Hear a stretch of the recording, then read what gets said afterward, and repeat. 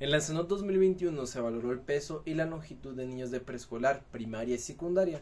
Sin embargo, por consecuencia del COVID-19, no se permitió el acceso a guarderías ni a escuelas primarias. Por esto no se realizó una estandarización antropométrica para datos más precisos. Estos datos nos muestran la prevalencia de 4 variables: bajo peso, baja talla, emaciación y sobrepeso más obesidad. Comparando los datos de prevalencia de 1998 al 2021, en 1765 niños menores de 5 años se puede observar un claro declive y por lo tanto una mejora en la salud nutricional de los niños, siendo lo más representativo el cambio entre 1998 a 2021. Comparando estas dos estadísticas se puede ver claramente la diferencia. Y en 2012 teniendo la menor prevalencia en todos menos en el sobrepeso. Estos datos varían según el lugar, como Pacífico Centro, Ciudad de México, Pacífico Sur y la península, las cuales presentan una mayor prevalencia en sobrepeso y diabetes. A su vez, en la península, con datos preocupantes con relación del bajo peso y la baja talla. Yendo a un punto más específico, entre lo rural y lo urbano, lo rural arroja una mayor prevalencia de bajo peso y baja talla, al contrario que el urbano, que es más alta la prevalencia de sobrepeso y obesidad, una contrariedad muy clara. Pasando al segundo estudio, en datos de 2.569 niños de 5 años a 11 años, en este se evalúa solamente el sobrepeso y la obesidad y ambas combinadas. Nos dice que la prevalencia nacional de sobrepeso fue de 18,8%, en hombres fue de 16,6% y en mujeres fue de 21,2%. La prevalencia de obesidad se encontró en 18,6% de los escolares, de los cuales 23,8% del por ciento es en hombres y 13,1% es en mujeres. Estas dos prevalencias, al comparar con la ENSANUD anterior, no hay diferencia en la prevalencia de obesidad nacional y una leve disminución en la del sobrepeso nacional. Comparando las tablas de niños de 5 a 11 años y menores de 5 años, entre estas dos hay muchas similitudes en las tablas que comparan las distintas localidades y si es rural o urbano.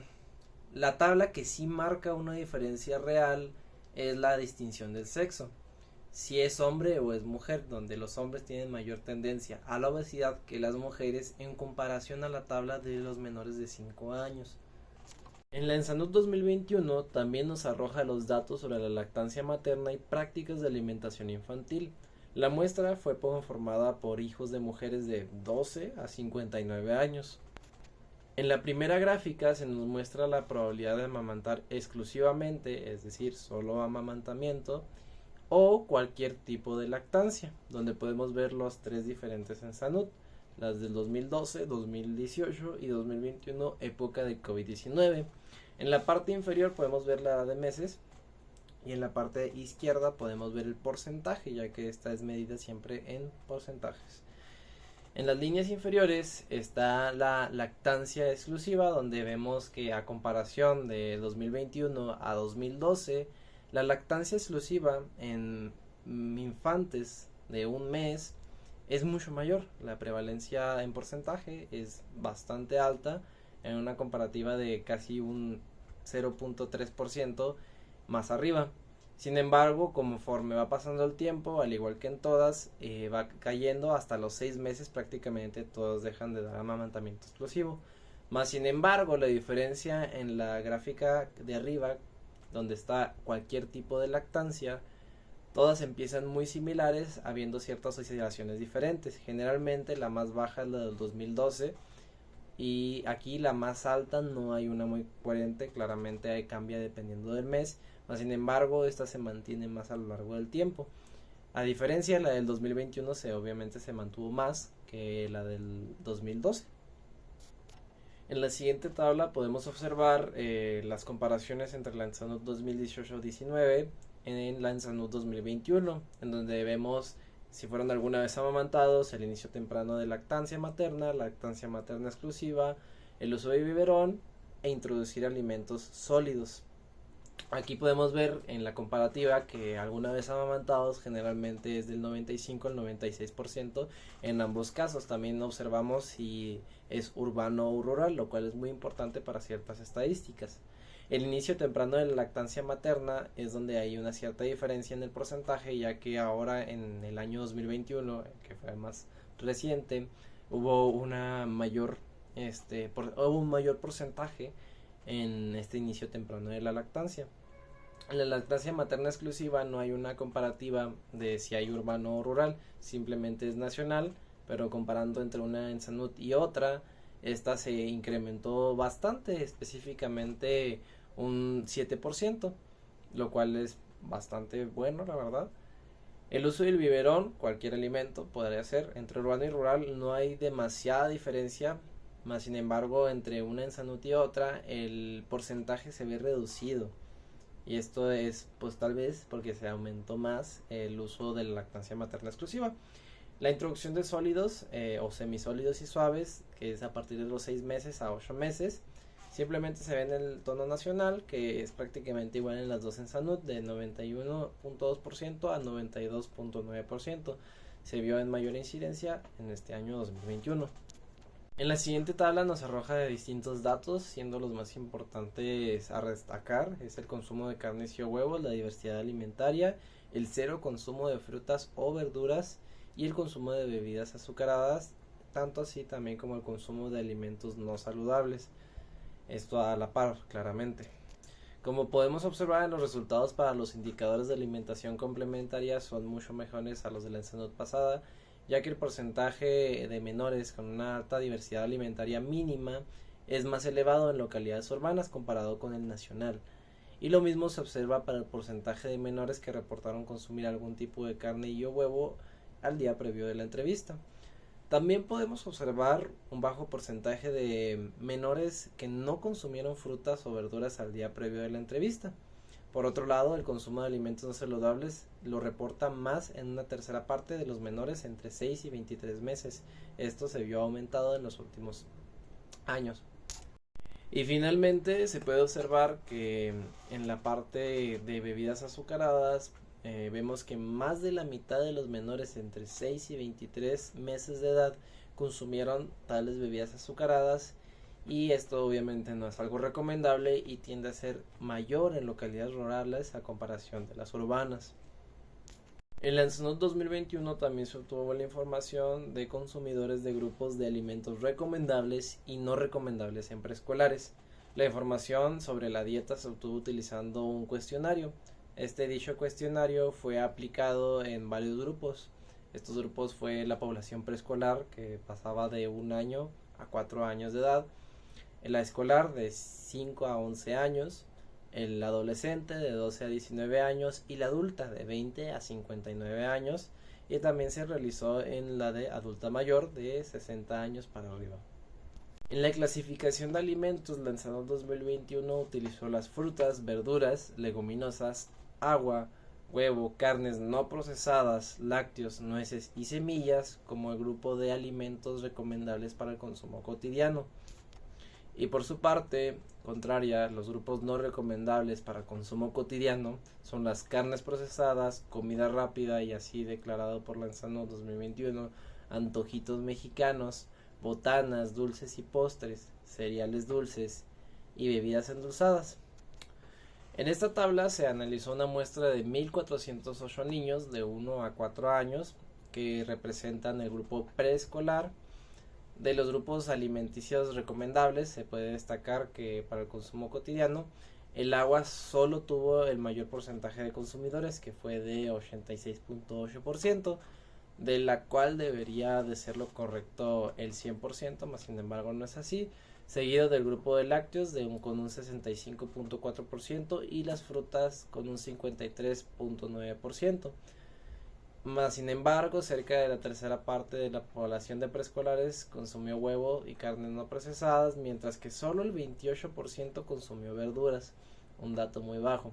Las leguminosas y las nueces y semillas presentaron un porcentaje de consumidores más bajo, entre un 15 y un 1.3% respectivamente. Y en el porcentaje más preocupante es sobre las bebidas endulzadas, que fueron consumidas por cerca del 87% de los preescolares, teniendo una clara similitud con el agua. En la siguiente vemos el grupo de niños escolares, que se observa un mayor porcentaje de consumidores tanto de grupos alimenticios recomendables como no recomendables en localidades urbanas en comparación a las rurales. Tal es el caso de los lácteos, que es de 54.5 a 69.2, el cual es una diferencia muy mínima, pero una gran diferencia es la del huevo, que es de 28.3 a 41.5%. Las carnes procesadas prácticamente no hay diferencia del 40 al 39%.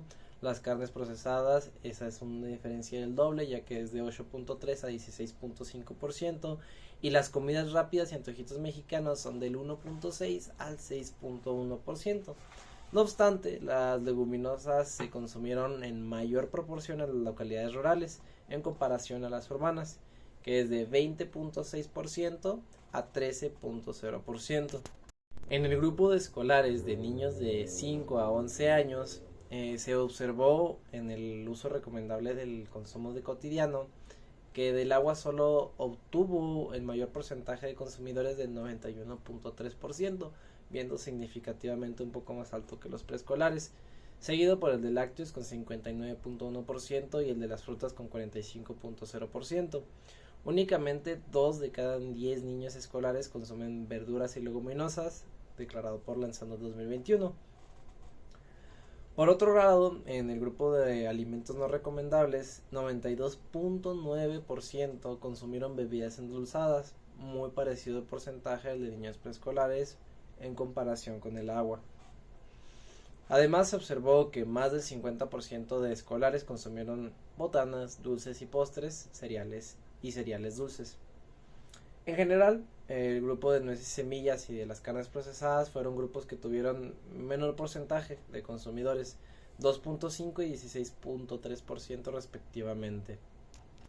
En la tabla donde nos arroja la diferencia entre rural y urbano, se observa claramente que independientemente tiene un mayor porcentaje de consumidores en grupos alimenticios tanto recomendables como no recomendables, a excepción del grupo de las leguminosas y bebidas endulzadas, cuyo porcentaje es mayor en localidades rurales, del 35.4% al 20.3% y del 95.5% al 92.1% respectivamente, lo cual es bastante significativo. Por último, también cabe destacar esta tabla que da la comparativa entre hombres y mujeres en el grupo escolar de la Ensano 2021, donde vemos que las mujeres escolares tuvieron un mayor consumo de frutas, agua y carnes no procesadas, mientras que a diferencia que con los hombres escolares tuvieron mayor consumo de verduras, leguminosas, huevo y lácteos. Por otro lado, para mal, los hombres escolares tuvieron tendencia hacia un mayor porcentaje de consumidores en todos los grupos de alimenticios no recomendables, a diferencia de las mujeres. Artritis reumatoide es una enfermedad crónica de distribución universal, salvo puntuales excepciones. No obstante, y a pesar de haberse estudiado exhaustivamente, no se ha podido demostrar que los factores que determinan su aparición sean los mismos en todos los grupos estudiados y existentes. Además, evidencias de que la expresión clínica de la enfermedad difiere entre poblaciones. Encuestas nacionales de la salud que basan la prevalencia de la artritis reumatoide en diagnósticos declarados directamente por los sujetos participantes.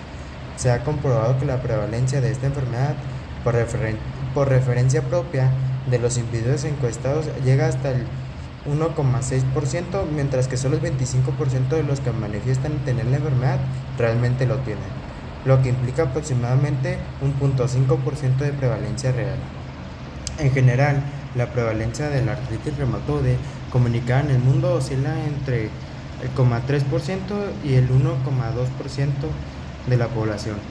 Las estimaciones más altas elevadas corresponden a de las tribus indias americanas y esquimales, por encima del 3%, y las más bajas se encuentran en África y Asia, por debajo del 0,2%. La incidencia de cualquier enfermedad es mucho más difícil de medir que la prevalencia en general. Implica el establecimiento de sistemas de registro de las enfermedades, para lo que es fundamental la coordinación entre todos los escalones del sistema de salud. Es más fácil instaurar un registro para enfermedades infecciosas o cánceres que para enfermedades crónicas, ya que existe un problema de salud pública aceptado por los implicados en el procedimiento. La mayoría de registros de artritis existentes se han creado en zonas altamente desarrolladas y con una infraestructura sociosanitaria de alto nivel.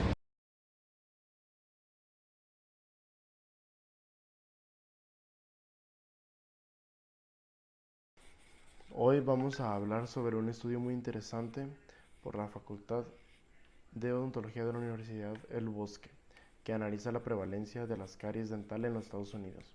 El objetivo de este estudio fue identificar los trabajos epidemiológicos que se han hecho sobre las caries dental en la población de Estados Unidos entre los años 1980 y 2021. Específicamente se enfocaron en un estudio que detalla la incidencia de esta enfermedad a lo largo de las últimas décadas. Para llevar a cabo el análisis, los investigadores realizaron una búsqueda exhaustiva en base de datos como PubMed, Medellín y Google Scholar. Se enfocaron en artículos publicados sobre la prevalencia de las caries dental. Toda la información recopilada fue organizada en una base de datos en Excel para su análisis detallado. De los 488 artículos revisados, encontraron que la mayor parte de los estudios se realizaron entre 1980 y 2021, representando el 50.8% de las investigaciones sobre las caries en los Estados Unidos. La revista que publicó la mayor cantidad de estudios fue la JADA, y el autor más prolífico en el campo fue Bruce A. Day. Importancia de los resultados. Estos reflejan cómo las caries dental han sido un problema constante a lo largo del tiempo y cómo ha habido un aumento significativo de la investigación sobre esta enfermedad, especialmente desde la segunda mitad del siglo XX. En conclusión, este análisis proporciona una visión valiosa sobre cómo ha evolucionado la investigación en torno a las caries dental en Estados Unidos y destaca la importancia de continuar con los estudios epidemiológicos para mejorar la salud dental en la población. El trabajo de Bruce y las publicaciones en revistas especializadas son clave para entender mejor la situación actual de las caries dental y cómo combatirla. En resumen, las caries dental sigue siendo un tema de gran relevancia en el ámbito de la salud pública y este tipo de estudios nos ayudan a entender mejor su impacto en la sociedad.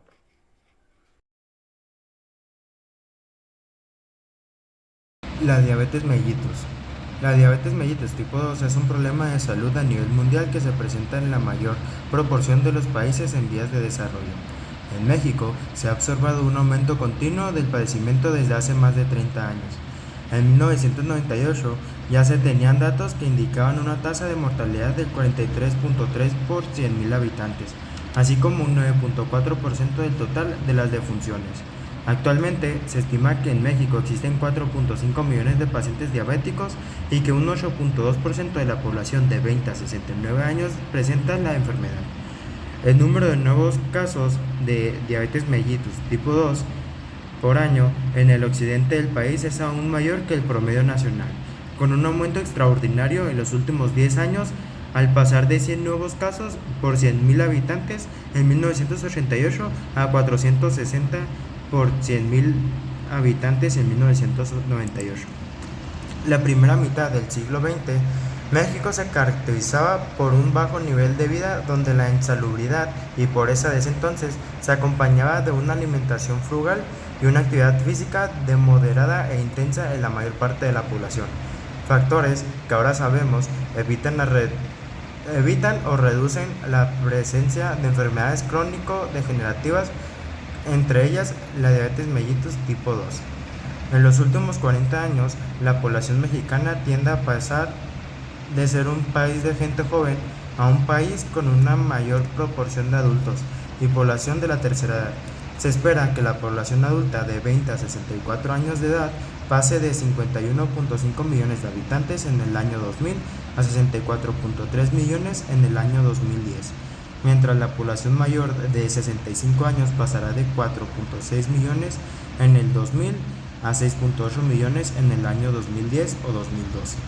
Este aumento de la población adulta repercutirá en una mayor prevalencia de la diabetes mellitus tipo 2 y otras enfermedades crónico-degenerativas que no conducen a la muerte inmediata, pero que son grandes consumidoras de servicios de salud con el consecuente impacto financiero. Bueno, la hipertensión arterial o la HTA es un importante problema de salud pública en México, afectando a al menos un tercio de los adultos. Según datos de la Encuesta Nacional de Salud y Nutrición en SANUT 2020, la prevalencia del HTA en adultos mexicanos es de un 49.4% cuando se utilizan los criterios de la American Heart Association AHA y del 30.2% según el Steven Joint National Committee o el GNAS-7. De manera alarmante, el 70% de los adultos con HTA, según los criterios AHA, desconocía su diagnóstico, mientras que bajo la clasificación JNC-7, el 51% ignoraba su condición. Entre los adultos previamente diagnosticados, solo el 54.9% tenía su presión arterial controlada. Durante el periodo 2018 a 2020, no se observaron cambios significativos en las prevalencias en el HTA, lo que sugiere que los programas de diagnóstico y control actuales pueden no ser suficientes. Las principales causas asociadas al HTA en México incluyen el tabaquismo, la alta ingesta de sodio, el consumo excesivo de alcohol, la obesidad y la inactividad física. Además, se observó que las mujeres suelen conocer más frecuentemente su diagnóstico debido a su mayor acceso a servicios de salud en comparación con los hombres. Dado que el subdiagnóstico y el mal control de la hipertensión pueden derivar en complicaciones graves e incluso la muerte, es crucial evaluar la efectividad de los programas de la salud actuales para mejorar el diagnóstico y control de esta condición en la población adulta mexicana.